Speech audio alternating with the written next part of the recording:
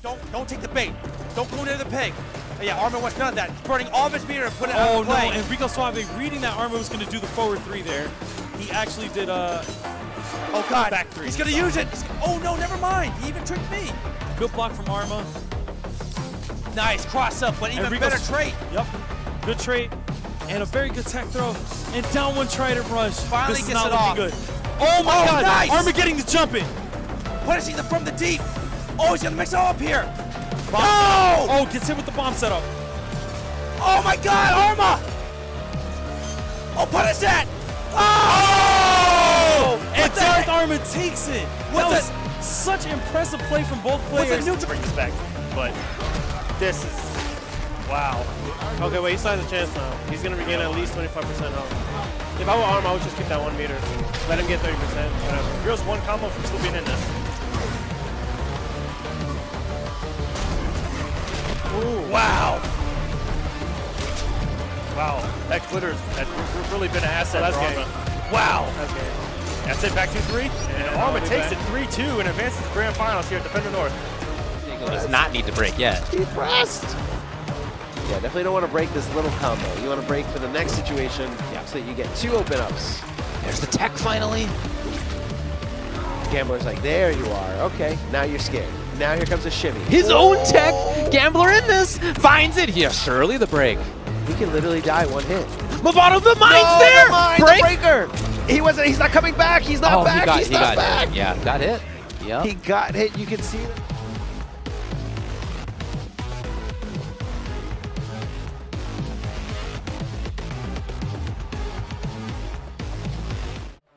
Hello everybody and welcome to another episode of the Poseidcast. With me tonight I am joined by a legend in the NRS community. Some may know him for his Injustice Batman, others may know him for his commentary, others may know him for running the most legendary Mortal Kombat local in the entire world, Mortal Kombat New Jersey.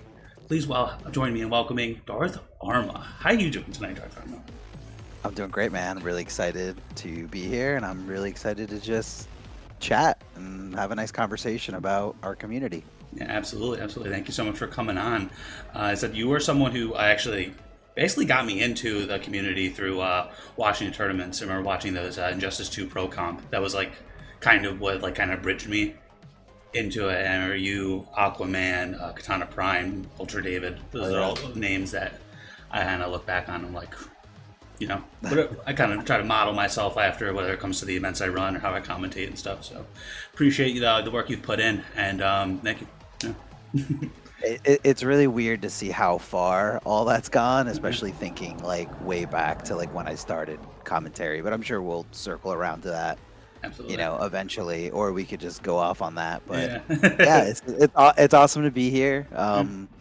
And I'm glad that I guess that was always my goal as a commentator, to kind of just spread awareness about our community and get more people to come out and play and be involved and whatever the case may be. Like that was always the goal, like in the beginning. Yeah. I definitely feel like you did that. So that's awesome. So what got you into like competitive NRS games?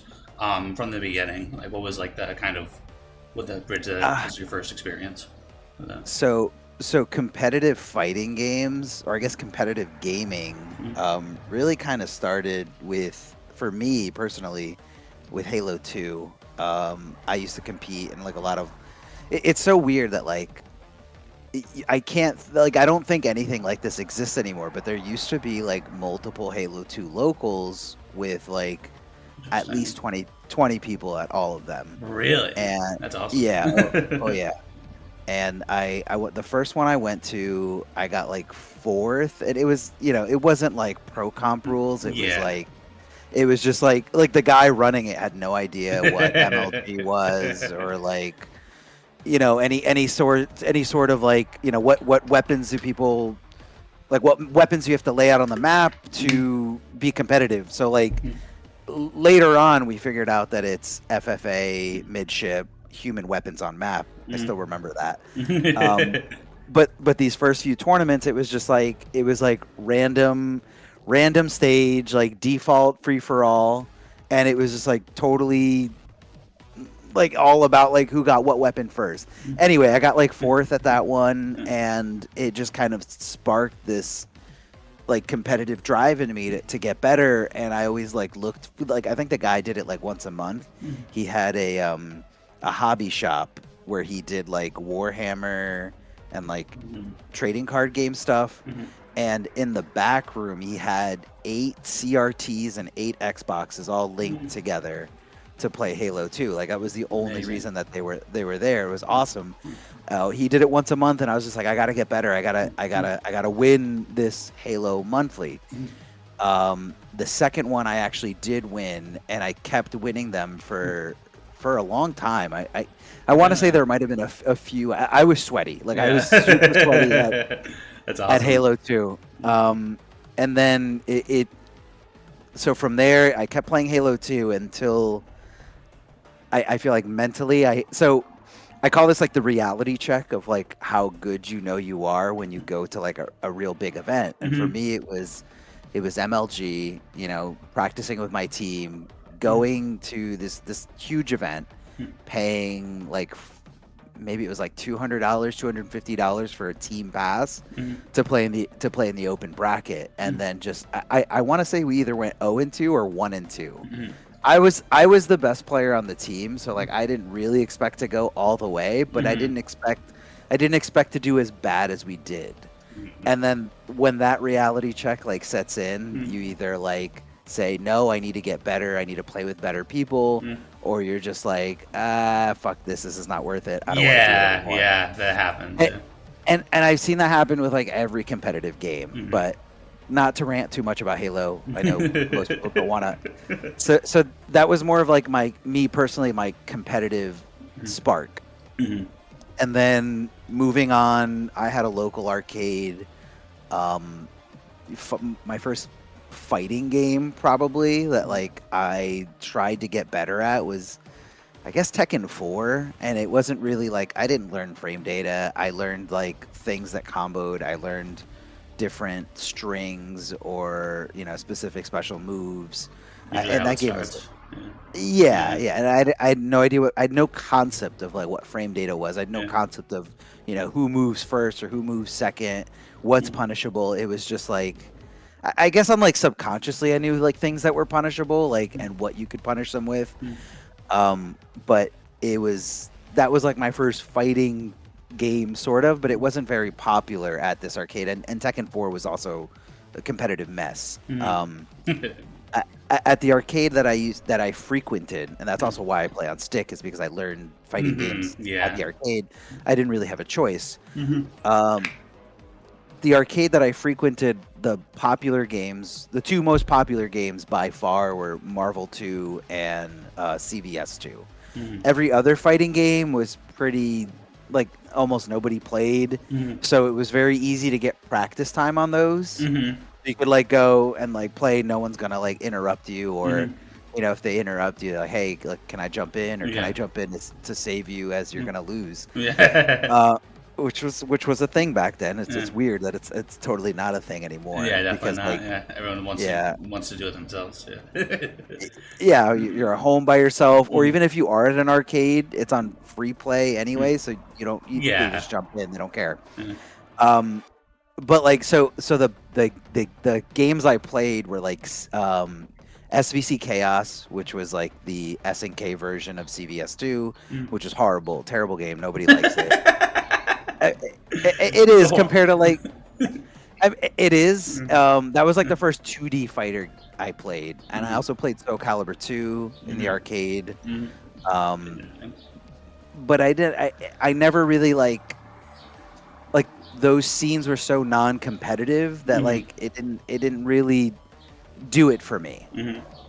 So I played a lot of Initial D. I don't know if you know, Initial D is like an anime about street racing and drifting. They had Sega made an arcade game for that. That was highly competitive at our arcade, so I played that a lot. I played that a ton. And then arcade closed down, no access to that anymore.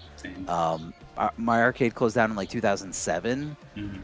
So I always I guess throughout my life, I've always found these like weird little competitive sparks to just want to be in competition with something that I like, and it doesn't necessarily have to be fighting games. So arcade closed down in 2007.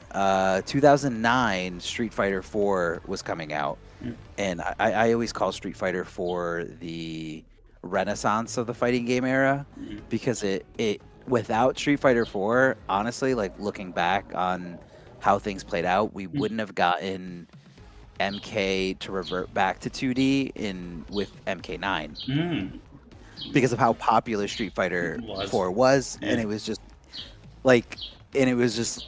in perfect harmony for when NRS starts working on a new title exactly 2 years before it releases. So they're like, wow, like, Street Fighter's blowing up, like people are going to tournaments, tournaments are happening, there are growing, tournaments including, EVO.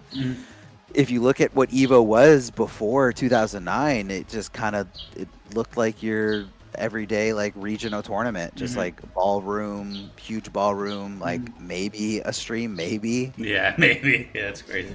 Wow. Definitely someone like recording it to like sell it later on DVD. Yeah. Wild different times. Yeah, different times.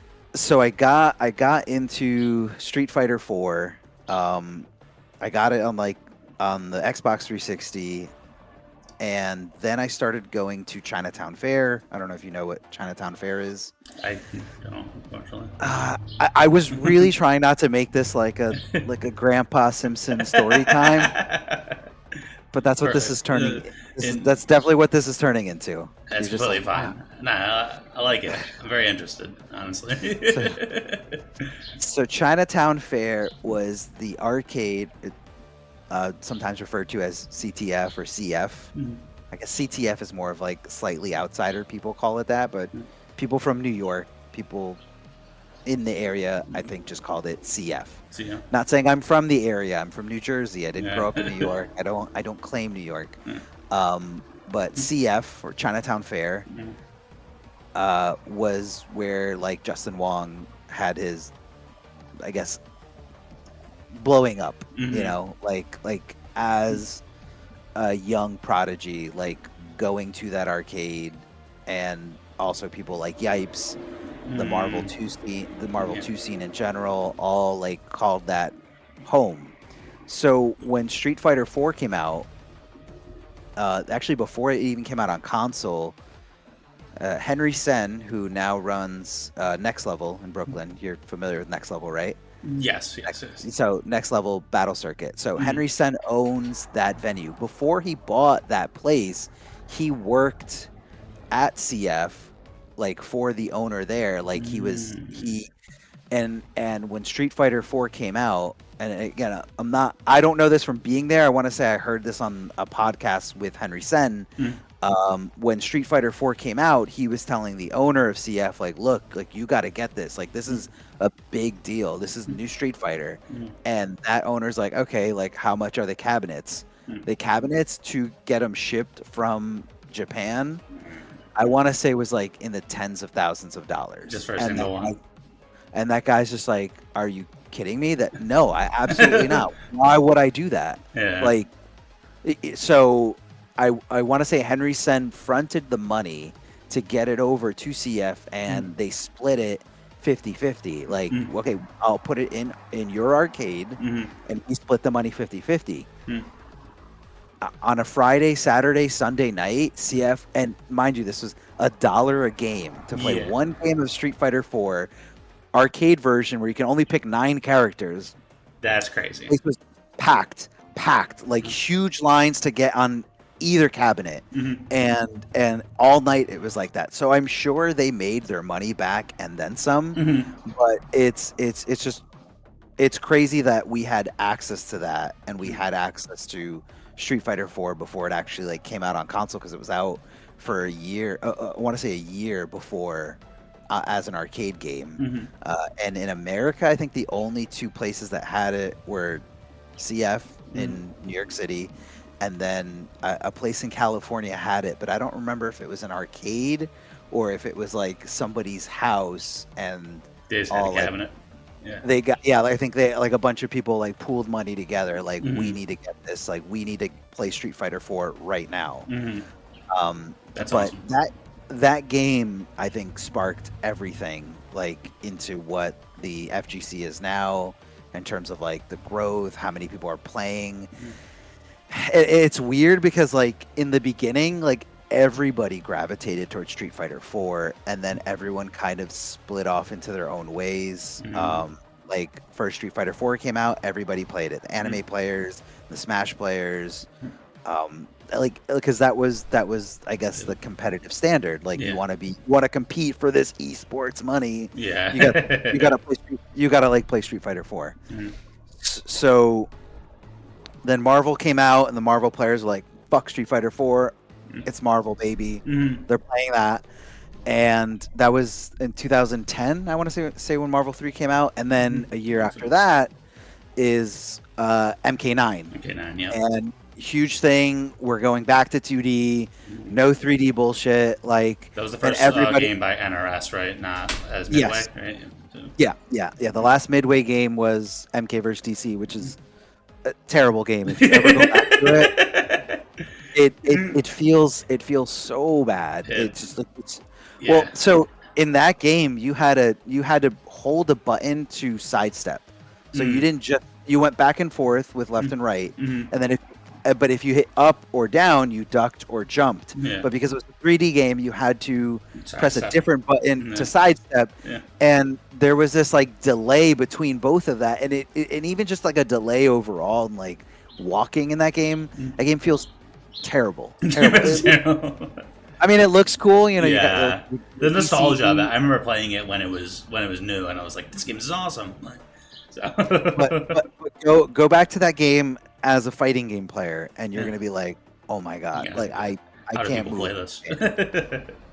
I mean, it was just like no choice, and I feel like we've been spoiled over the years, and it's hard to go back in a lot of cases.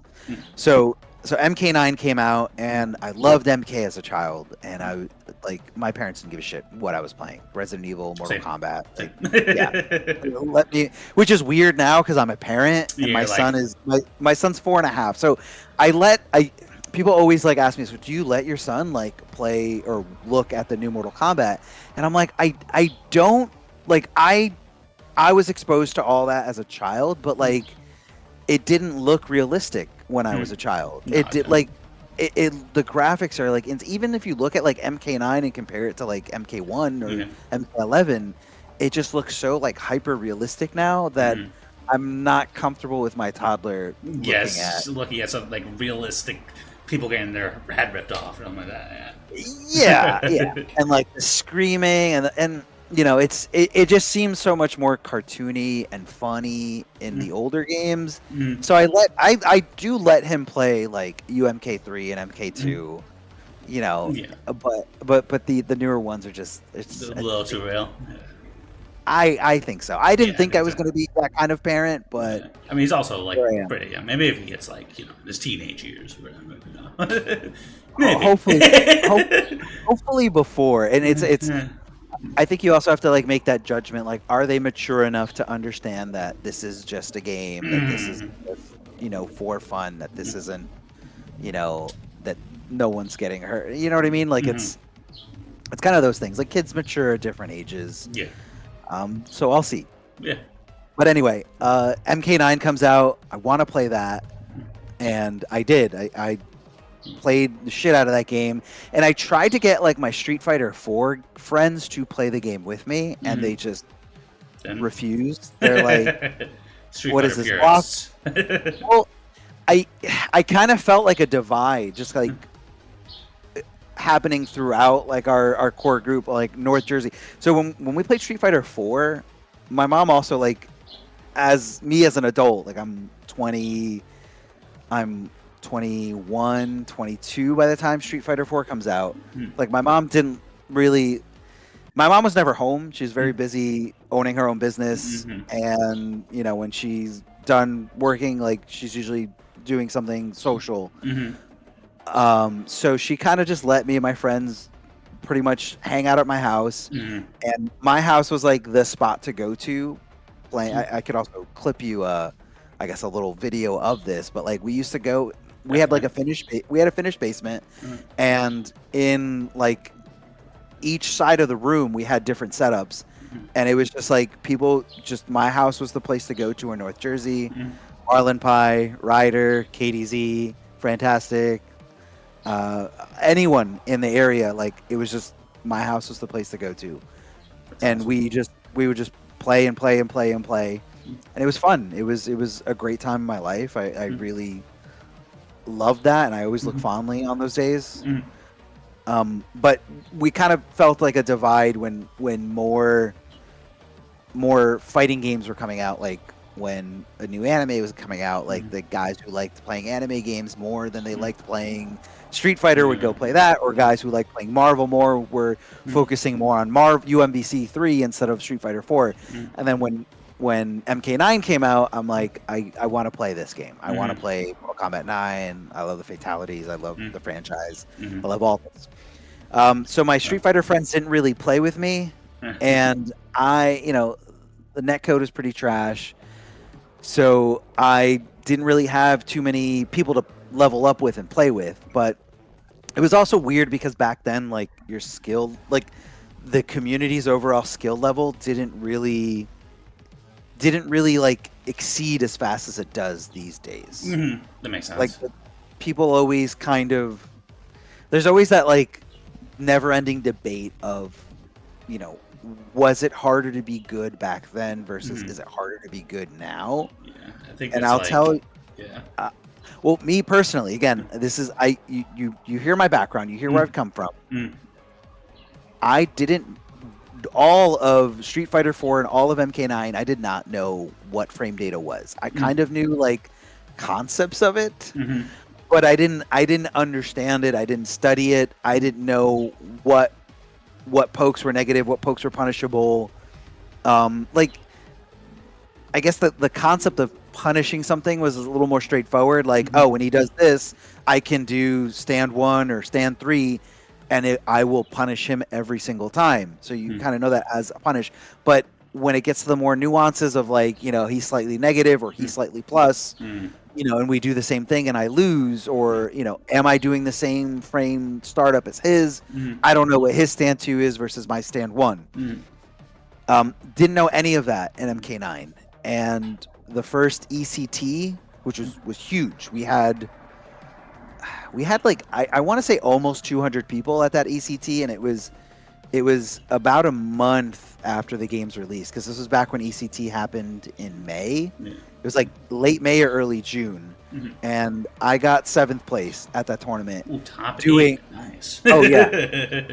I mean, I played a lot. I played that game a lot. I played online, even though like online sucked. Like I was grinding for that tournament. Like Michelangelo won that tournament with Cabal. But the point is that I made top 8 without knowing what frame data was, and the only thing that I played Cyrex. And this is like, this is before like the infinite. The net into bomb resets were really discovered, and I definitely didn't know how to do any of that. So basically, the only thing I was doing was throwing out obstacle courses of bombs and nets, because it had the same startup animation where Cyrex's chest would open up, and people wouldn't know how to deal with it. And they were just like, oh, cool. So whenever a bomb or a net would hit somebody, so it was three things would happen. Someone would get hit by a bomb, somebody would get hit by a net while they're on the ground, or somebody would get hit by a net while they're in the air. And depending on which one of those 3 things happened, I just went into do the same combo over and over and over again. Like either you do the grounded combo, which, with no net reset, and like I didn't know how to do the net reset. I was getting like 54%, I want to say at the time, which was a regular combo. Like Cyrex can get way more than that at a highest level way later. Yeah.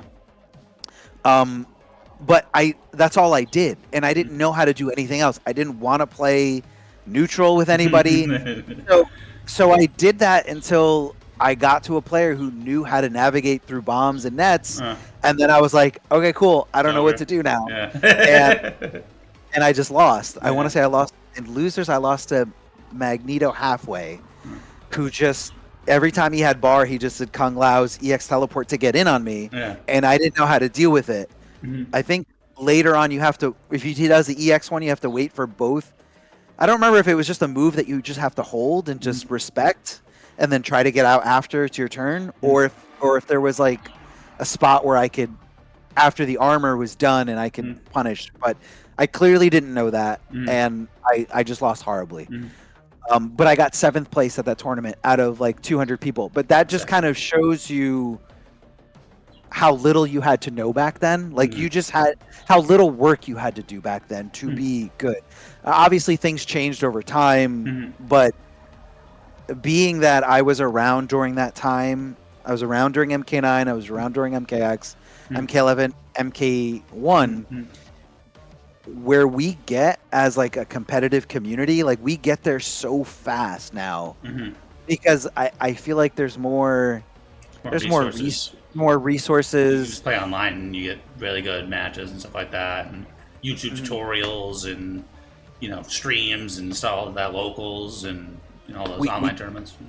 We didn't even have frame data in the game back then. The first NRS game that had frame data in it was Injustice 1.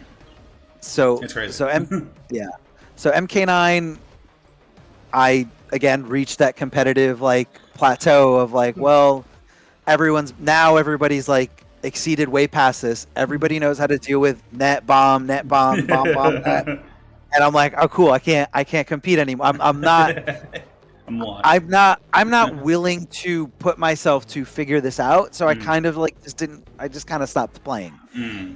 It was nothing about like the game or the community. It was hard for me to find motivation to keep at it. During MK9, VSM was a thing. I don't know if you know what VSM is. VSM, what's it stand for? Valley Stream. I want to say Valley Stream Monster, but That this was like familiar. That sounds really familiar. So this was the local where CD Junior, Chris G, Rio would all frequent, and this local would get together once a week, cram into this tiny store with like minimal setups, and it was out in Long Island, and I drove from New Jersey all the way through Long Island, essentially like going past the airport. So traffic, I mean, I know you're familiar with that area. Like, try doing that after any, like, it was definitely a weekday, and it was like business hours, like, or like getting off, like rush hour. Basically rush hour. No, that's drove crazy. through rush hour to like get there nice and early, try to get as many games as I could. I don't blame anyone for it, but it was definitely like top player privilege there, and it could have also been like non-top player shyness, like who am I, like I'm nobody, why should I ask CD Junior and Rio, hey, can I get next, when they want to sit here and just play 50 matches against themselves and nobody else. So you kind of just like congregate over, you start talking with other people, and you get a few games in, but I had to drive in through rush hour, through airport traffic, and then not get home until like 1 o'clock in the morning to get like minimal games, and I'm just like, this wasn't really worth it. I'm not really finding the motivation to keep playing, so I stopped. I stopped playing MK9, and then Injustice 1 comes out. Man, what was the original question? How did I get into Yeah, that was the first question. But I like this. Please keep going. I mean, if you're fine with it, like I will keep talking. That's fine. But my mouth is getting a little dry. So this is actually a beer. So I have a sister-in-law who lives in Syracuse, which is where Poseidon's from. That's right. And my wife brought me beer from a brewery up in East Syracuse called Underground Beer Lab. So shout out to Underground Beer Lab. Sponsor the podcast. Sponsor the podcast. Thank you, Poseidon. This one's for you. I love craft beer. Craft beer is awesome. Yeah, there's a craft beer place kind of down the road. We used to run Smash tournaments there. They're trying to like restart the Smash tournaments, so that's awesome. See, like places like that I feel like, so it's kind of like the arcade where we do our weekly. Like they're very busy on the weekend, but they don't have shit going on the weekday. Yeah. So it's like, why not? Yeah. Yeah, some so people through the places door. like yeah. So like places like that are willing to do it if you I guess this is just advice for people trying to start up any kind of local or any kind of local scene. Places like that are willing to like let people come. Like if you offer like I'll bring the tables, I'll bring the monitors, I'll bring the consoles, and I got a group of friends that want to come and support. Like if you tell them that and just say like we just need the space and we're willing to take a weekday, like most places will let you do it. Yeah, especially if you're like buying beer or buying food and stuff like that as well. So it's like, yeah, most places are game.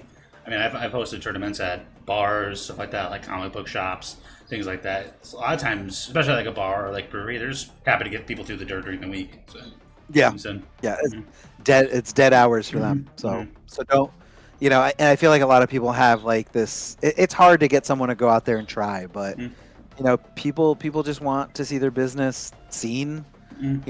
Some content for them to put on their social media. Like we're running a Mortal Kombat tournament. This is cool. Piece of paper taped to the window, like Mortal Kombat tournament Wednesday. Like, yeah, people are like I play Mortal Kombat. So did we finish question number 1? Basically, we did. You were getting into Injustice 1, and I'm very interested about that. So if you want to go into that, you can. You don't have to. I'd love to. So Injustice 1, this was around the time where I was friends with KDZ, who later is Evo champion of Injustice 1, the year 1. So me and KDZ were friends. We played Street Fighter 4 together, and we kind of saw like where everyone kind of went their own way, and then we just ended up being like friends who hung out. We used to play like WWE, like the wrestling game. SmackDown versus Raw. Yeah, so this was after that. So this is I think the last SmackDown versus Raw was 2009. So this might have been. Yeah, so I think we were right before Injustice 1. It must have been, I guess, WWE 12 or 2K12. We were playing that, and we were both competitive, like, assholes about it. Like, and, like, we get really into it. And, my house was just, like I said, it was always just kind of like the place to hang out because my mom didn't give a shit. Like, she's like, I know you guys aren't doing drugs. You're just fucking sitting around being nerds, just playing games. Like, yeah. Like your friends can come over, like as long as I know who they are, like that's fine. I trust you. My mom was always very hands off when it came to like my upbringing, which is a good thing and a bad thing. But yeah, it was no perfect way to parent. No, definitely not. And I don't my hold mom it was against similar. her. To be real, so. Yeah, it's just. I mean, I feel like no matter what, even if your parent is the strict one, like. You go and find who's your friend whose parent is not the strict one. Yeah, and then you go hang out there. Then you hang out there, and then you guys are all doing degenerate shit there. Yeah. So, Injustice 1 is coming out, and I'm like, oh shit! Like, I'm really excited about this game because I really loved MK9, and I honestly like I wasn't like a big like DC person. I feel like Injustice 1 for me came first, and then the love for playing Injustice 1. Got you into kind DC. Got me into DC, got me into Batman. But KDZ was the opposite, and he loved Superman. Another thing that we used to like watch movies all the time, and he tried to get me to watch like the DC animated films, and he loved Superman. He thought Superman was great, and I'm like, Superman's boring. He's OP. Yeah. There's no conflict here. And then we would have discussions about how it's a lot of internal conflict. It's a lot about, someone who's not human becoming human and having empathy and all these things.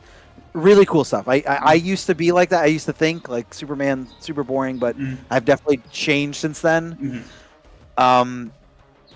So I would try to get him to play Injustice 1, and he's just like, the game feels weird. Like, I don't like it. Like, I'm so used to Street Fighter and Soul Calibur. The movement's a lot more fluid in those games. And then about maybe 2 or 3 weeks after the game came out, I was like, you really need to play this game. I think you would be really good at it because this game comes like when Injustice 1 came out, I felt like the biggest assets to playing that game specifically were execution and decision making, because the walk speed was awful. So like having spacing and neutral wasn't like really a priority, or it was less of a priority. But it almost, and you couldn't cancel dashes. So once you dashed, you That was committed a to commitment. dash. Yeah. So, and I was just like, look, dude, like I played Street Fighter 4 with you. I've played Marvel 3 with you. I know what you play like, and I know you love those two things. And I think you would be really good at this game if you sat and picked it up. So he said, all right, fuck it. I'll buy the stupid game and I'll play it. And I'm like, all right, awesome. So left my house. He went home. The next day, he's like, I got the game. I couldn't stop playing it. I've been playing it all fucking night. Like I'm ready. I'm ready to play this game. He come over my house. And mind you, I had like 2-3 weeks on him. Yeah. I hand his ass to him. Yeah. And he's like, I don't get it. Like, you're just fucking jumping. You're just doing this shit. And he'd complain and complain. And I'm like, all right, like let's break it down. Yeah. I was so close to having something that I didn't have an MK9. I had a friend who wanted to play with me, and that sounded bad. Yeah. I had a friend who wanted to grind. No, I had a friend who was willing. This To is not game helping. with me. I had a gamer wanted the game, and an MK9, like I didn't have that, and I'm like, I know what's gonna happen. Like if he does not play this fucking game, I'm going to stop playing this game because I need to play with people. I need to, and so we would sit and break down like every scenario. Why did you jump here? Why did you press here? Well, because I thought you were gonna do this, and we would just shape it and mold and like figure it out. And he just started getting better and better, and then he started getting way too much better. And then he was hitting like 85-90% combos on me in the corner on my first bar, where I couldn't clash, and I just had to hold that shit. Superman, when that game came out, was so fucked up. Like so much damage, so much pressure. But it was fun. I loved playing it. I loved playing Injustice 1. 2-3 months later, Evo happens. I didn't go to that Evo, but me and KDZ played a lot before that Evo, and he was winning a lot of tournaments. We used to drive up to like Boston or like New York State, literally anywhere that was playing like Injustice 1. He was just like, I need practice for Evo. Like I need to go in, bracket mentality, beat everybody, win. And I'm like, all right, dude, I'm down. Like, let's fucking go. 4 hours to Boston. Like, I'm in. Get in my car. We're going. We go to Boston for like a 12, 14-man bracket. Like, and what the fuck did he didn't even win. So specifically, the Boston one was either a week or 2 weeks before Evo, and he's like, this is the last like far tournament. All these different players, like this is going to be perfect practice for Evo. Let's go. All right, we're going. He goes. On the winner side, he loses to a Green Lantern player. And he's just like, I fucking hate this matchup. Like, everyone says Superman wins because everyone says Superman's broke. I think Green Lantern can just deal with Superman constantly. I'm sure forward 2-3 breath pressure. Yeah. From Injustice 1. Yeah. So that was it. It was rinse and repeat. Forward 2-3 breath, and then it's okay. Are you gonna try to challenge my frame perfect forward 2 after that, or am I gonna delay, let you whiff, and then I punish you? And it was just the cycle over and over again. Green Lantern's back one was very good at answering this because Superman could, at that distance, Superman couldn't whiff punish back one because if he walked back one would clip him, and if he did nothing, back 1-3 would hit you, or back 1-3 was safe anyway. So like, breath pressure didn't exist versus Green Lantern if they knew that they could back one. And this Green Lantern, dude, I don't even remember his name. Like, I was gonna ask you that. Tag. Yeah. I'm not saying that he was like a bad player or anything, or like he wasn't. I never saw him again, but he beat KDZ in winners, and KD's just like, I gotta come back from this. Then that guy loses to Chris G in winners finals, and then he comes back to KDZ in losers finals. KDZ barely beats him, like barely beats him, and then after that, KDZ proceeds to lose to Chris G horribly, like so fucking free. So free. It was. I think for that matchup, Chris G was using Black Adam, and he would use Black Adam to just keep Superman shit at bay. Black Adam had a really good backdash. Okay, just kind of keep him mobile. Anyway, 2 weeks later, Evo happens. KDZ goes. He makes it all the way to top 8 winners. He stays in winners, and he beats DJT in winners finals. And DJT goes down to Chris G. But I'm sorry, DJT is using Green Lantern, and I'm watching, and I'm just like, oh my god, like KDZ. I'm like, oh my god, KDZ just lost to a Green Lantern 2 weeks ago. Like, either he's like learned the matchup or he's kind of fucked. And I'm watching them play, and DJT is not back oneing after any breath pressure, and I'm like, he doesn't know this matchup. He doesn't know that, and you could see like if you go back and watch that, you can kind of, if you go back and watch that winners finals, you can kind of see that the KDZ hesitating to do that, and then he's like, then he slowly realizes, oh, he doesn't know. I can do this, and he's just doing it over and over and over and over again. So he beats DJT in winners finals, and then DJT comes down to losers finals against Chris G. Then we're, because KDZ's hometown hero, we're all at my house watching Evo, and we're like, fuck, he just lost to Chris G bad 2 weeks ago. If DJT loses to Chris G, KDZ is so fucked. He's going to get 6-0'd. And somehow Chris G did not beat DJT. DJT was abusing Green Lantern, had these like air rockets that were super plus, but there was this weird like visual thing where it doesn't look like it's a move that you can forward dash, but you're basically supposed to forward dash it. It whiffs and you punish it. But DJT was doing it to Chris G the whole set, and Chris G never forward dashed it, never punished it once. So it was kind of weird that like two different knowledge checks stop that Evo from being totally different. Had somebody told DJT, hey, just press back one, you'll beat all his options after breath, that one simple sentence would have changed the whole outcome. Or if somebody told Chris G, hey, when he does those air rockets, forward dash, they will whiff and you get a full combo punish. Totally different Evo champion could have happened from either of those scenarios. But that kind of brings up the debate of like almost like mid-set coaching. It's like that's a whole thing in FGC as well. So it's like, that is true. Someone just came up and said, "Hey, do this." That could have changed everything. So. I have a great mid-set coaching story. Fast forward to Injustice 2. This is this is Injustice 2 Combo Breaker 2017. This is in pools. There's no record of this. Nobody saw this, but this is what happened.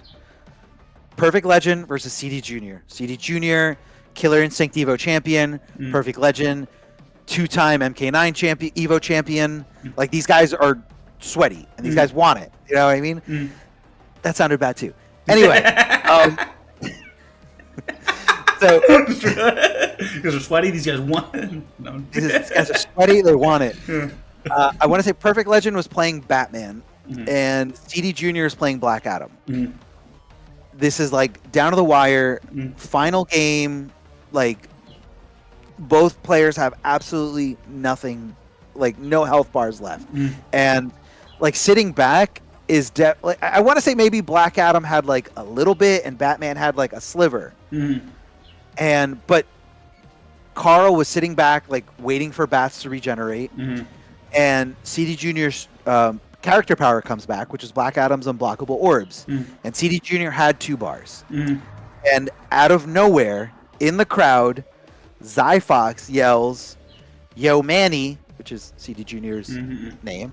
"Yo, Manny, trait up and meter burn roll." He literally yelled this in a crowd Yeah. while this match was happening, and he did exactly that. And he got him because the win, right? he won, he literally won because his friend yelled that. And like I did it matter? Like, no, because right after that, CD Junior lost. Yeah. If Perfect Legend won that, Who knows? he probably would. I mean, who knows? You're right. Like, sky's the limit. Who knows? But giving what we know afterwards, but like in that moment in time, it was Combo Breaker 2017. It was the first Injustice 2 major, and like I think Perfect Legend had every right to be upset in that moment because he Perfect Legend after that even said to CD Junior, because it was this whole like it was a fucked up thing. Yeah. It was this whole thing, and at the end of it, Perfect Legend goes, "Did you know you had 2 bars? Would you have done that if he didn't yell it?" And CD Junior said, "I'm gonna keep it real with you. No, if he didn't tell me that, I wouldn't have done that." Yeah. But like, where the fuck is the coaching rule? Yeah. Where the fuck? You know what I mean? Like, yeah, like before it happens, you don't know, but now it's like majors sometimes have it. It's kind of like a loose rule at this point. So- it probably should be more. well, that's the defined. thing. It's not enforced, and like you have a bracket runner who's like, you know, hey, I'm just here because my boyfriend's playing Guilty Gear, and they're like, we need an Injustice 2 bracket runner. So like that's, you know what I mean? Like, It's somebody volunteer basis. Yeah. who the like is that bracket runner gonna give a shit who the fuck Perfect Legend and CD Junior Yeah, whatever and they're going to be able to make that call, like, hey, you're DQ'd out of the tournament because he yelled that. Like, you know, like... like I was just rooting for my friend, meter burn roll. Yeah. Like- Because people will say that. You'll be watching, like, an MK tournament. I remember, like, Combo Breaker 2022, Mortal Kombat 11, and people were just, like, yelling, like, oh, you can take 2 more grabs, you can take 2 more grabs, you know what I mean? Or, like, I remember that specifically because it was a set of K-Mac versus Han Rashid. And people were just yelling, like, oh, you can take 2 more grabs, you can take this, oh, you can do this, oh, you have 30% left. Oh, it's funny, though, because you see Perfect Legends still to this day have rants about mid-set coaching. I mean, I feel like rightfully so. Like what happened to him was pretty fucked up. Not that I think it would have changed like the course of time or anything, but when you're at the first major for a new NRS game, being a previous NRS Evo champion, like you feel like Expectations are high for yourself and for other people's. But that was Injustice 1, I guess. Going back to the KDZ winning Evo 2013 at that point? 2013, 2013. So we had a KDZ was at my house like at least 5 days a week playing Injustice 1, and he refused to play that game online because the online was so bad, and he's like I tried to get sets with people, and it's hurting my soul to see things and not be able to react to them. And I'm just like, this is only working because you're doing this online. Like, I'm not getting any practice from this. I'm not getting any, so he was just like, so I just said, fuck it. And I'm only playing offline. And he would play with me, with Ryo, not to be confused with Rio, who was from Jersey City. He was an Aquaman player who was like us three. It's like the main, usually they're like the top 3 players that are weekly. We had 8 on the Break weekly in Denellen, New Jersey, every Tuesday for, I want to say like, I think we made it all the way to almost the end of Injustice 1's life. I want to say maybe we fell short like 2 months before MKX came out, but then when MKX came out, it was the MKX. Yeah. But we, our weekly had like a lot of regulars. Costner, when he moved here from Mexico, he started going to the Break. That was more of like towards the end of the game's life. Decay, I don't know if you know Decay, who's a Lobo.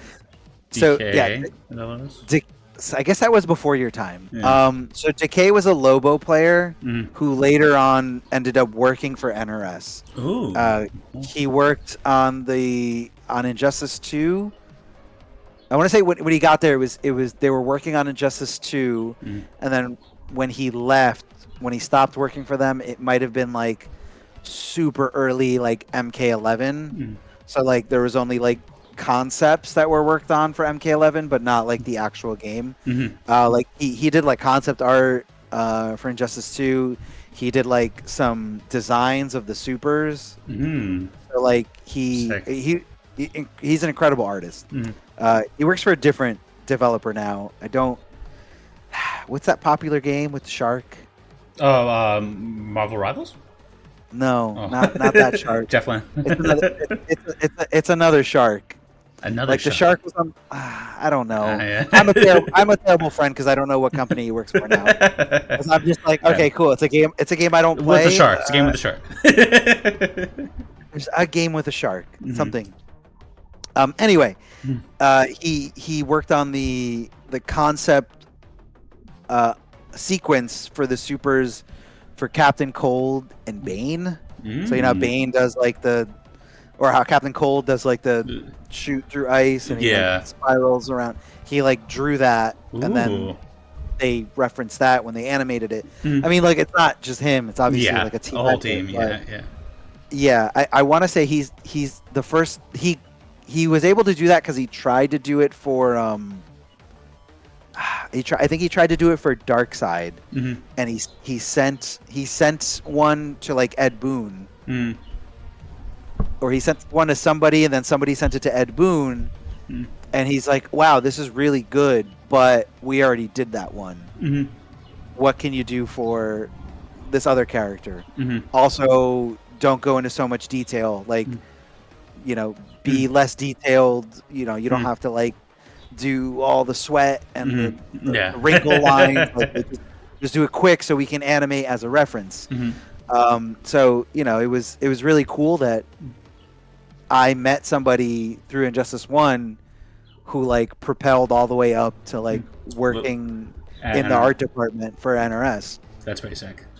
So he was, God, I don't remember how we met. We found out like he would come into the stream at the weekly. And I think he mentioned that he lived in Bloomfield, which is like down a few streets from where my mom's house was, where I was living at the time. And I was just like, "Oh, dude, like we're really close. Like just come through and play." Like, and I don't know. I guess it sounds kind of weird, like inviting a stranger to come and play a video game with you. But like, I was whatever. It was fine. Yeah. No. And you know, he's just like, I don't get this offline timing. Like, this is really weird. And I'm like, you just got to play it over and over and over again. And then he was a regular at the break. He was a regular at all the regional tournaments, or the Big E tournaments, MKX. And yeah, his trajectory just went crazy after that. That's awesome. That's so cool. So, and then, you know, our weekly was kind of how I started commentating. And back then it wasn't really for anything. Like it wasn't for... You just needed someone to commentate. Well, but see, that's the thing, right? It's not that like you need somebody to commentate. Like I don't really want to like downplay it like that, because there were people who would just get on the mic and you know, they didn't care. They would just sit down and no one else is doing it. So I'm just going to say exactly what's going on the screen. I don't play the game, and that's fine. Like that's cool. But I was like a top player there. I was very emotionally invested. And you know what was going on and stuff. Yeah, and like the stories that were going on, the rivalries that we had, like who loses to who's the underdog in this situation, and all at the same time while you're trying to be very upbeat, energetic, and you're also trying to like inform people of, you know, why he's doing this, what's plus on block, what's negative, how the mechanic works, like, you know, oh, that's a guaranteed setup, that's a guaranteed setup, that's not a reset, like he couldn't do anything about that there, or like that setup you can backdash, like shit like that. And it wasn't like, you know, at our weekly we had like I think max viewership we would get like 40 and we usually had like 12, but like it wasn't, I didn't get on the mic in like for aspirations of like, oh, this shit's gonna blow up. Like, Yeah. you know what I mean? Yeah. I feel like, or you know, oh, I just want to see myself on the big stage because there was no big stage. There was no Yeah. fucking stage back then. Yeah. There was no pro tour. There Yeah. was no nothing. Backtracking a little bit to KDZ winning Evo. Yeah. KDZ spent more money trying to get to Evo because his car broke down, and he missed his drove? flight. Yeah. Oh. No. He drove to the airport, to the Philadelphia airport. His car broke down on the way to the airport. He missed his flight, so he had to buy a new flight, and he had to tow his car somewhere and then tow it back to where he lived. Yeah. So he's like, I spent more money trying to get to Evo than what I won at Evo. Classic. And he got there.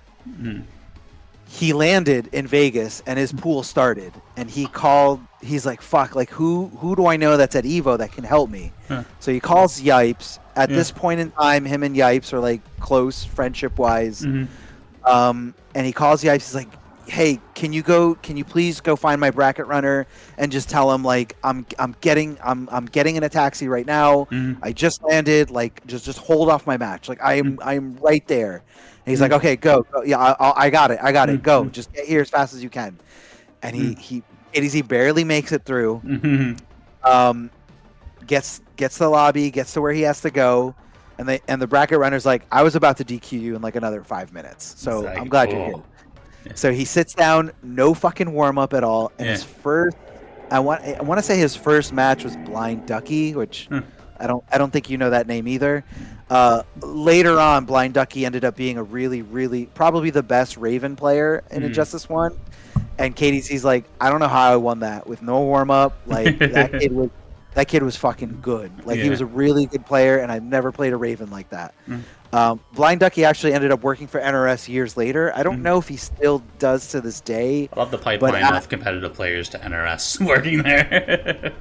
I mean, that's what do you have? You have 16-bit, Dizzy, Saucy Jack worked there, Big D, Dragon, Blind Ducky, PPJ, and Decay worked there too. Yeah, that's a decent amount. I think that's everyone I know. But anyway, the point is that like back then there was nothing. There was no glamour. There was no glitz. There was no. It was like bragging rights basically, and that's it. Like. I mean, yeah, but like, I feel like that also translates into like, what's the point of jumping on commentary? Like, who cares? And you know, I did it because I loved it. I did it because I wanted more people to play the game. I wanted people to understand what was happening because I was passionate about it. And like, I feel like today, like, people get it twisted, and people are like, I need to do this because I need to get to Evo. I need to do this because I need to be in you know, like I need to be in the limelight. I need to be, you know, the attention, or even or more like make money or something like that. Like, I think that's the more delusional take is the I'll make money take. A lot of commentary gigs, even today, like I feel like people get the wrong idea and they think that a lot of these gigs like pay money or a lot of money, and they really don't. You'll be surprised how many like up and coming commentators have to do events for like no money. Like and that's just it's just the reality of what it is and what this is. You know, as a niche gaming genre, nobody's really watching this. Like, outside of people who really like it, like they'll play it and stuff like that, which isn't that big. Like when you don't like, the thing is like for something like sports, it's like there's people who have never touched a football, who love football, diehard fans, have their favorite team, will watch games, play fantasy football, but like unless you play the fighting game particularly, like there's probably very little to no interest. And then maybe if it's like you may not play that particular fighting game, but you watch it. I have some of those things, but like outside of that, that's the group of people we have that will go to the tournaments, watch the tournaments, support, you know, in any capacity, whether that's showing up or like as watching on stream or showing up to the tournament, or you know, donating to our prize pool. You know, there's always the people that sometimes do that. That's it.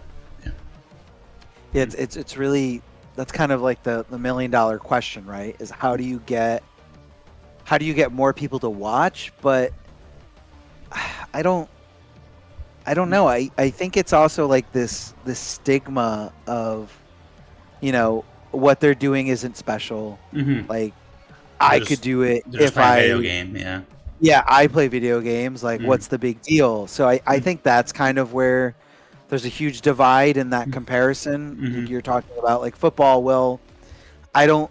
That guy who's never touched a football, I don't really think that he thinks that he can suddenly touch a football and, you know, go up against the 300-pound linebacker or throw the ball 60 yards or something. Yeah, so you know what I mean. But like, but with somebody who's like watching a video, I could learn a combo, which is true, to be honest. Like anyone could sit down and do it.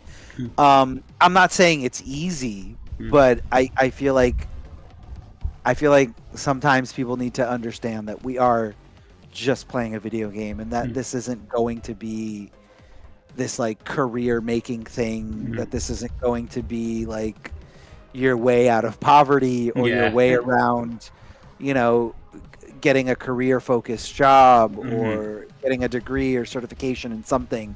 Unless you go and work for NRS. I don't even. I mean, it has nothing to do with playing the game. But like even that one, dude. Like I know, like I named people that I know that work there. Yeah. Entry level, like on the way in there, like it's not an easy gig to do, and it's not a remote gig. Yeah. You have to uproot your life and go live in Chicago.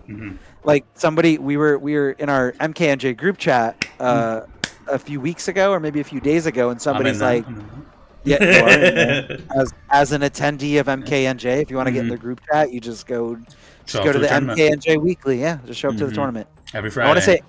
I don't want to blow up. I don't want to blow up Meezy, but I want to say it was Meezy who said something like, "I would love to work for NRS," and I was like, "Go apply, go move to Chicago." But like nobody's going to do that. You know what I mean? Like nobody.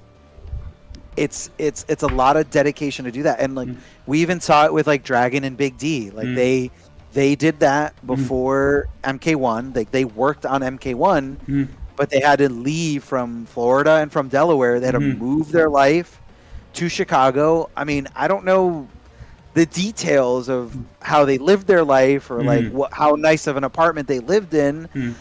But I assume when you move to a new place, like you don't have all that money to spend on a nice place. Like you got to you got to make it work. I know when 16-bit moved out to work at NRS during Injustice 1, like 2014, there was a big like there was some pushback about some criticism about like things that were being patched, and the pushback from 16-bit was, look, like I dedicated my life to work at NRS. Like I moved out of my house to slum it up with a roommate, and I don't even know if I have money for rent after my lease is up.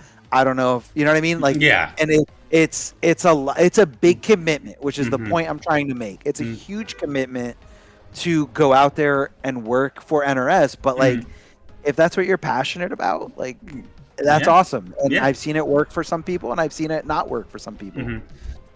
So. Interesting. Think about that. If you want to work for NRS, guys. Think about that. And aspirations. No, your dreams have been crushed. Dreams. You want to be a pro gamer and play Mortal Kombat? Dreams crushed. Not gonna happen. You want to run a tournament series and have it be popular and have it be your job? Dreams crushed. So. I think there's also like this misconception too about like what it is to work there. Like it is a job. You know, people, and I've never worked there. I've never been there. But I just know from like other people telling me like it's a job. Some of it can be very tedious, but and you have to learn how to like communicate with people and how to talk and be professional. Like I've seen people who were, I'm not going to get into specifics, but people who got sent to test for Injustice 1 were not invited back because of how unprofessional they were while they were there. That's fair. Yeah, and it's not I guess it was. How much detail can I go into? Okay, it was. It was somebody just being very lewd about beating somebody else at this game. And granted, they're very excited. They're from New York City, so they're going to be a little bit more crude and loud. Talk and their shit, as the kids would say. Talk their shit and get into specifics about the shit being talked. Very unpleasant specifics that normal people in that office, because remember, this is an office, this is a professional setting with an HR department and everything, and somebody's like, I am not comfortable with hearing somebody saying how somebody is going to rape somebody else at this video game. Oh, okay. And I'm like, wow, like, yeah, that is not okay to say. And like, I get it, like, maybe if you're at your, you know, if it's 2012 and you're at your friend's in your friend's mom's basement, like, that'd be something that's been said. Yeah. But if you get invited to, you know, this like big professional, you know, 'cause this is, you know, this is a corporation, this is a business, and you know, this development team paid for your flight and your hotel, along with like 10, 15 other people to come out here and try to help them with the game. Like, they don't want to hear you saying all this shit. So it's just, I think people forget that a lot when they think about it or they envision it. Working at NRS. Yeah. Let me patch the game. I'll do it right. And then. That's the other thing too. Yeah. Why don't the regular QA people just fix the game? Like, why is this? Why is Reptile still whiffing 4-2-3? I don't understand. It's been a year and 9 months. Let me just code that in real quick. And yeah, you gotta break down the code, and then you gotta go to the line that says whiff. Delete it. No whiff. No whiff. Unblockable. Unblockable. That simple. Come on now. Oh, yeah. That's fun stuff. All right. I know we kind of like. I was not planning on talking for this long. So. I'm very happy to though. I've really enjoyed this. Can I give you 10 more minutes of my life? Is absolutely. that okay? Yeah, I mean, you go as long as you want. I'm enjoying this, and you know, there's no time limit. Like, am I really cutting off? What is happening? I saw it on Discord. You saw it on Discord. I see your scene on Discord. I want to know what is going on, why that's happening, because you're cutting off again. Yeah, I see it. Why? Is it because it's too close? At this point, I'm gonna say I think it might be because it's getting like the volume. Because I noticed like on OBS when the volume goes like past the red, it'll start cutting off because it's like it'll pick it up on Street or OBS, but it won't pick it up on Discord. So I think that might be what it is. So I'll try to be a little quieter, and maybe it'll be picked up and stuff like that. But all right, okay, yeah, yeah. So I'm happy to do a part 2. Also, yeah, we could cut it off at 2 episodes, twice the ad revenue. It's gonna be crazy. I want to make like $5. Yeah. It's gonna be nuts. Gonna buy a whole $5 meal at McDonald's with this money. That's right. Can't wait. The half that goes to taxes, and you know. Yeah. So wrap up question. Yeah. You host Mortal Kombat New Jersey. When did that start? Were you like hosting tournaments in your basement when you were a kid, or was it? We did. The first tournaments I ever ran were during Street Fighter 4. I did a few at my mom's house.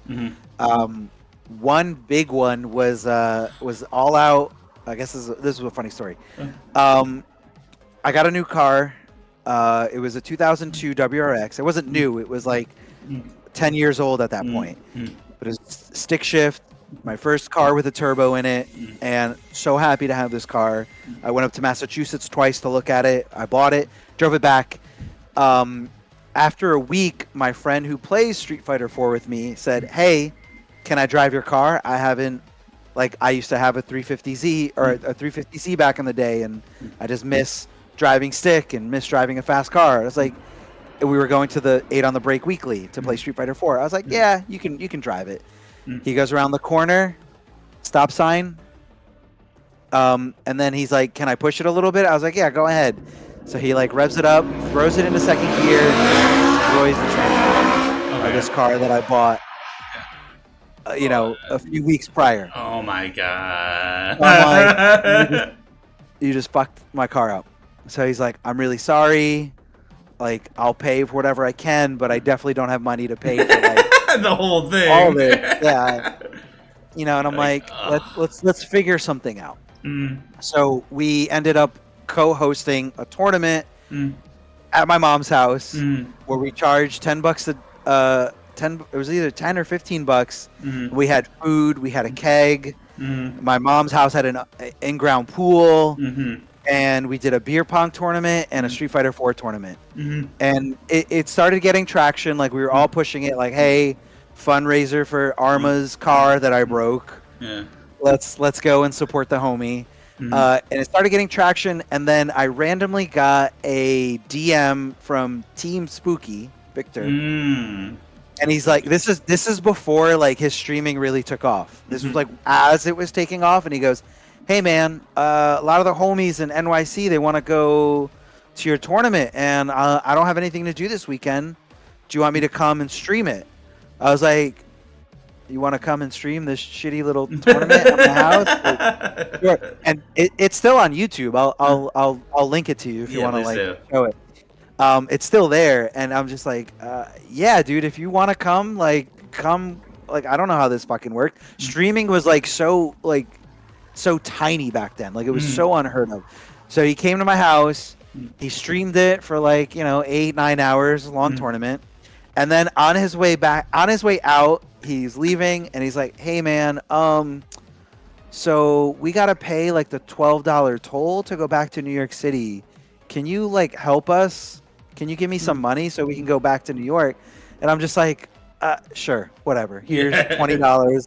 Like, I did not ask you to come and stream this, but that's fine. But that's how broke he was back then. He did it out of passion, and he was out there chasing where the content was. And I guess the content was Street Fighter 4 tournament. DarthArma's house. At DarthArma's mom's house. Yeah. So it's even funnier that way. So that was the first tournament I ever hosted. I did some other stuff in comic book shops, hobby shops. But MKNJ really, honestly, I feel like a majority of the credit should go to Costner. He was the one that started. And I watched your podcast episode with him. He kind of downplayed this a little bit, but he was classic Costner. He was the one putting up money for monitors and tables and chairs and all the shit that we had to rent. We had to rent out a ballroom for $500. We had to pay for internet in the ballroom. We had to bring. It was a collective effort to get the consoles, the monitors, whatever we could. But Costner fronted a lot of that money. And then it was also Fantastic and Faceless Man. So between us four, it was just and even Chelsea. Chelsea, this is before we had Noah, so Chelsea had a lot more. Me and Chelsea had a lot more free time. Yeah. But Chelsea was signing people in, running brackets, and making sure being a good host, making sure everyone had a good time. Because the rest of us were all social weirdos who didn't know how to hey, how you doing? Here's small talk. Hi, my wife's from Indiana, so she's got the Midwest charm. Charm, yep. And she loves small talk. Hey, darling, how's it going? How did you hear about us? Are you excited to play in the tournament? Where I'm just what's your name? Okay, you're in. Yeah. I'll call you when your match is ready. Yeah. You better pay attention because you're gonna get DQ'd. I'll DQ you in 5 minutes. I don't care. Go warm up on that setup that has no sound. Don't ask me about sound because there's no sound. I've learned to be a little bit more hospitable since then. Certainly. But that started. We did one test tournament before MK11 came out. We ran MKX. That's actually the first time I spoke to Mighty Unjust was at that tournament. He came for MKX. I think he got second or third. So he was sweaty back then. He was pretty sweaty. I think he just didn't have anywhere to go to play, and he also played Injustice 2. He was pretty good at Injustice 2. But we didn't have any locals, and this all started because Costner was like, hey, like we had the break weekly when MKX came out, and that was fun. It died off pretty quick, but it was fun. And Injustice 2 had nothing. We had no fucking locals. Like Next Level Battle Circuit didn't run anything. Nothing was run in New York City. We ran it at 8 on the break for like, I want to say 2 months, not even. And Costner's like, I'm tired of not having a local scene in Jersey, so I want to change that. Let's start one of our own. And I was like, sure. So I think also like the combination of having me on it helped like validate. Yeah. God, validate. I'm so tired. A lot of this tournament. Like, oh, this is like a DarthArma ran tournament. Official commentators running this tournament. Yeah. You know what I mean? So like there was like prestige like associated with it. No, that's fair. Yeah. And a lot of people, dude, a lot of people came to those MK11 tournaments. Like it was huge, and we kept like high, steady numbers for a long time, like all the way up until COVID happened. And it wasn't, but like it's not even COVID, because like even after, like MK1 just was not the same, like on a local level. And like I'll go into more detail with that, but I think for this episode, I think we'll end it. Let's end it on the high note. Yeah. MKNJ happened because Costner wanted to put in money, and we had 2 more guys, Faceless Man and Fantastic, who also wanted to put up money and just support the scene. So like we literally built it from nothing. It was just a collective friend hangout, basically. Well, you know, it was. We looked at it like this, like, hey, we can try this, and if people come, great. That's awesome. We built this great thing, and if nobody comes, at least we're all hanging out together, and nobody's like, nobody's sitting there by themselves, like upset that nobody came to your birthday party. Like it's fine. So, you know, I couldn't do it alone. I 100% could not have done it alone, and I don't like taking credit for it. I like giving the most credit to Costner. I definitely like kept going with it, and like now it is with me, and Costner comes sometimes. Nothing. Costner just nothing. Nothing.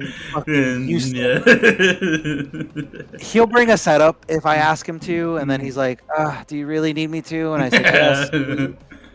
Please bring a setup. Please, Costner. And then he brings the PS5 setup, and he's like, "Oh, I forgot to update this. Oh no! My God. Oh no! Oh, no, all right, can't use it."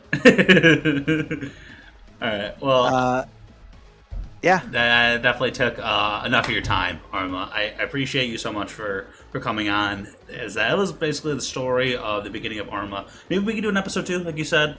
You know, where we could talk more about the modern day stuff, the commentary journey, and things like that. You know, but that was awesome. I really appreciate it. I enjoyed listening to everything you had to say. It was a really, really cool journey and stuff like that. Anything else you want to say? Any shout outs or anything like that? I mean, any final comments?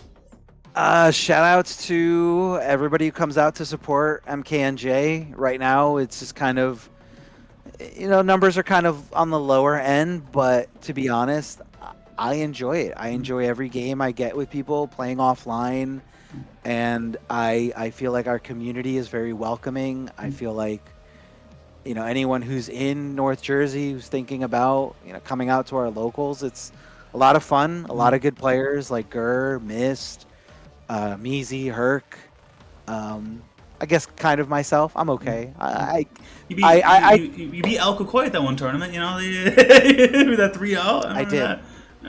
They lost that really good reptile player afterwards, so you know it's, you know, what can you do? You can only ride the hot streak so much, you know. That's okay. Losing to you was an okay price to pay for my victory prior to that. I mean, like I said, I think I had an advantage in that, in the sense that like we were playing at the LAN center where I always play at. We were playing on the monitor I always play on, and in the setting that I always play on. And I feel like El Cocoy might have been. Yeah. They do. I think he might have been like a little bit out of his element, not so used to like offline timing. But it was. It happens. I mean, I was very surprised with that outcome as well. But I was very proud to see my hard work show in that I could be a really good player because he is a he's amazing world player. class, multi-time Coliseum champion. Like, it didn't take a third at LCQ. Like, he's for real. He's a for real player. So good, so good. And an awesome guy. I love the twins. I know they don't come out to like the MK and J's as often as I would like them to, but whenever they come out, I always appreciate it, and it's just an extra factor of sweaty to the bracket. But you know, it's MK&J. We do it every Friday night and Tuesday night. I'll make sure Poseidon puts it in the details. Yeah, and show up if you're in Tri-State. I don't care if it's 2 hours away. Show up to at least one. You know, I've gone to a couple, and that's a big haul for me. But I'll if I was closer, I would be at. I drive an hour and a half all the time for like a 6-man local where like I play like my 5th best character and like don't drop any games, like. But it's just like just to get the the competitive itch, and like also it's like you want to build the scene, like you gotta like show up, because if people stop showing up, the tournament goes away. Like you've talked about plenty of times where it's like, oh, we had this tournament but then it went away. It's usually because it's like numbers go lower and lower, and then eventually, I mean, I've hosted tournaments, plenty of like Smash tournament stuff offlines, and I remember there's one time where just literally no one showed up. It was like a tournament, and and nobody showed up. I was like, all right, am I gonna keep showing up every Wednesday night? If nobody's gonna show up, and then it goes away. That's what it is. Yeah. Unfortunately, that's the truth. But yeah, just shout outs to everyone, MK&J. Shout outs to my family. I guess it's just what a lot of my time has been with, just raising 2 boys, and it's just been phenomenal. That's a big thing. That's so, like, the fact that you're like you host a tournament and you commentate. You were just on the Pro Comp online. I think you're commentating CEO next weekend, right? If I'm not mistaken. I am. That's right. Hopefully you're allowed to say that. At this point, did they say that? No, you're not. Wait, no, he's going to CEO. I'm definitely going to CEO. I will be in the building. He'll be in the building. I planned a family vacation around the week of CEO, so I will be there. So if anyone's at CEO, you can come find me in the crowd. I'll be a nice, friendly face, and I'd love to get some games with anyone. Let's go. Yeah, I don't. Yeah, that's it. I think that's it for all my shout outs. Shout outs to you, Poseidon, for having me on. Oh, yeah, dude, no problem. I said this has been something I wanted to do for a while, so I'm happy we have gotten it. I got a chance to do it. I said you're a legend. Like I said, you're one of the people who. I probably, because I played MK games throughout my whole life. The guy I run SRTV with, not Skash. We've been playing MK games. Like his dad had an MK3 cabinet, and we would play that. We were on the same block. We would just go down there, play it. So basically, since I was born, and then I got into competitive Smash, and that kind of like led into figuring out that there was a competitive Injustice 2 community, and that led into I'm gonna compete in the next MK game, and then everything from there. So I watched a lot of your commentary, MK or Injustice 2 days.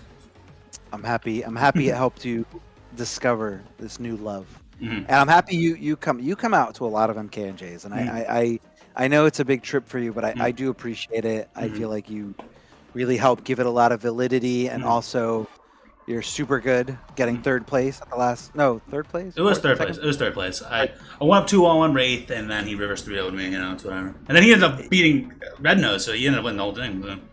Yeah, no, Wraith really. I don't. Insane. Wraith's so good at an offline setting. He's just incredible. Yeah.